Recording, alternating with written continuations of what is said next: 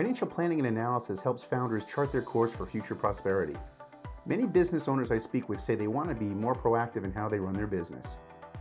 We know that with a good planning and review process in place, we are much more likely to achieve our goals.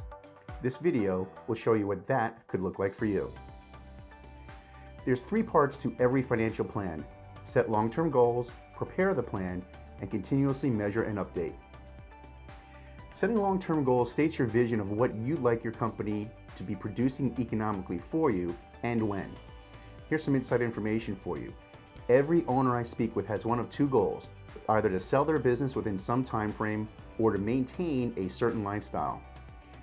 What we want to do is put some numbers and timing behind those expectations. We can then work backwards and set financial benchmarks we need to hit along the way. Once that's done, a founder can then make decisions with greater confidence as they're following a path that is giving them regular feedback on how they are doing. Here's an example of a plan I put in place recently. A founder told me they'd like to sell their business for $10 million in the next 3 to 5 years.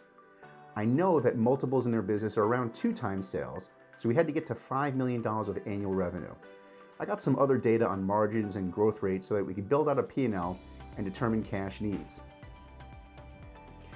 With this info, we can model revenue, expenses, personnel, capital purchases, and anything else into a single integrated plan. We use this great cloud-based tool called Giraffe for our planning, which I'll cover in a separate video. The result is your typical forecasted P&L, balance sheet, and cash flow statement. But there is more to it than just financials. We also want to track various operational key performance indicators and their impact on our financial performance. Here's an example of how our software tracks those metrics. When your annual plan is done, it has to be integrated into your regular workflow.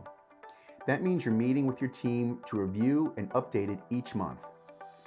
These are the reports you should be reviewing: an annual plan, the latest estimate, plan versus actual variances, and the forward 12 months.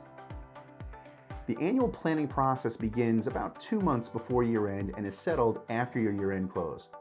When it's done, it's locked into place, and your performance throughout the year is compared to it.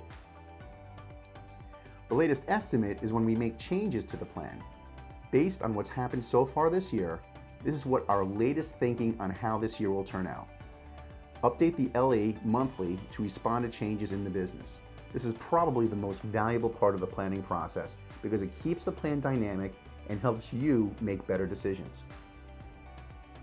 Variances are the reports that compare how we performed against our plan. We track both operational and financial metrics for the month, year-to-date, and projected year-end. A rolling 12-month forward forecast gives us visibility beyond this year. This gets important in the 3rd and 4th quarters when we start to think about what next year is going to look like. Having a 12-month view alerts us to any hazards that may be on the road ahead. Here's a pro tip about planning. People get better at it over time. Nobody's ever really sure where to start, so we make our best guess and refine it over time. We see over and over again that a regular rhythm of meeting monthly, updating the latest estimate, and holding people accountable yields great financial results. I hope you felt this video was informative. Please be sure to check out our next video about the advice pillar and download a sample financial plan by clicking below. Thanks for watching.